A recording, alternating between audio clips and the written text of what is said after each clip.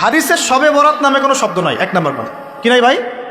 শবে বরাত নামে কোনো শব্দ নাই, আছে লাইলাতুন নিসফুম মিনাশ শাবান, শাবান মাসের মধ্য রজনী। শাবান মাসের মধ্য রজনী।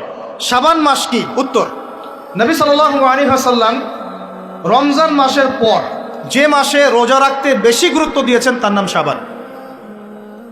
আমার সাথে বলেন, শাবান মাস কি? নবী সাল্লাল্লাহু আলাইহি ওয়াসাল্লাম রমজানের পরে যে মাসে রোজা রাখতে খুব বেশি গুরুত্ব দিয়েছেন তার নাম শাবান।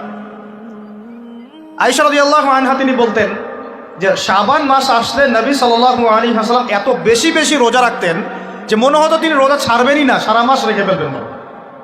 বেশি থেকে বেশি রোজা রাখতেন শাবান মাসে। প্রশ্ন হচ্ছে কেন?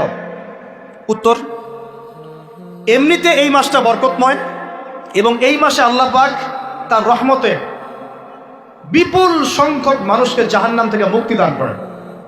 সুবহানাল্লাহ। নবী সাল্লাল্লাহু আলাইহি ওয়াসাল্লাম এই মাসকে তাজিম করতেন। এই মাসের সম্মানার্থে, এই মাসে আল্লাহর রহমত বরকতের স্বার্থে নবী করিম সাল্লাল্লাহু আলাইহি ওয়াসাল্লাম এই মাসে বেশি বেশি রোজা রেখেছেন। সুন্নত কি শিখলাম? শাবান মাসে বেশি বেশি রোজা রাখা সুন্নত। একটা কি পেলাম ভাই?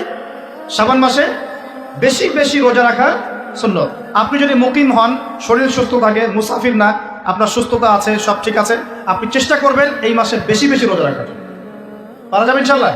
এটা নবীর সুন্নত হবে। আরেকটা হাদিস মাথায় নিয়ে নেন, আজকে সারা ওয়াজ ভুলে গেলে এই ওয়াজটা বলেন না। কি হাদিস? নবীজি বলছেন, তোমাদের সামনে, হে আমার সাহাবীরা, তোমাদের সামনে এমন একটা যুগ আসছে, ওই যুগে আমার সুন্নতকে ধরে রাখাটা হাতের মধ্যে আগুন ধরে রাখার মতো হবে। আমি অনেকদিন এই লেকচারে এই হাদিসটা বলেছি। তোমাদের সামনে এমন একটা কঠিন যুগ আসছে, জামানা সবরিন, সবরের যুগ, কঠিন যুগ। ওই যুগে ঈমান ধরে রাখা, নামাজ সুন্নতের উপর থাকা হাতে আগুন ধরে রাখার মতো হবে। ওই যুগে যদি তোমরা আমার একটা সুন্নতকে জীবিত করতে পারো, সমাজে একটা সুন্নত মরে গেছে, ওটাকে আবার জীবিত করতে পারো, তাহলে 50 জন শহীদ সাহাবীর নেকি পাবে। হাদিসটা বুঝলেন? শুধু নেকি না, আপনি 50 জন শহীদ সাহাবীর নেকি পাবেন যখন চলমান সমাজে একটা সুন্নত মিটে গেছে, নাই, মানুষ আমল করছে না, কিন্তু আপনি সেটাকে জীবিত করলেন। পারা যাবে ইনশাল্লাহ। একটা দেখাচ্ছি, যেমন সাহাবীদের যুগে মানুষ মসজিদে ঢুকলে কি করতো জানেন? আগে 2 রাকাত নামাজ পড়তো। কি করতো? মসজিদে ঢুকেই, ওযু অবস্থায় মসজিদে ঢুকেই তারা বসতেন না। আগে 2 রাকাত নামাজ পড়তেন, দুখুলুল মসজিদ বা তাহিয়াতুল মসজিদ, তারপরে বসতেন।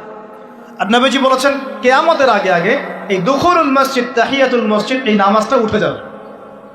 উঠে যাচ্ছে না আস্তে আস্তে। মসজিদে ঢুকলে মানুষ ধাপ করে বসে পড়ে, তাই না?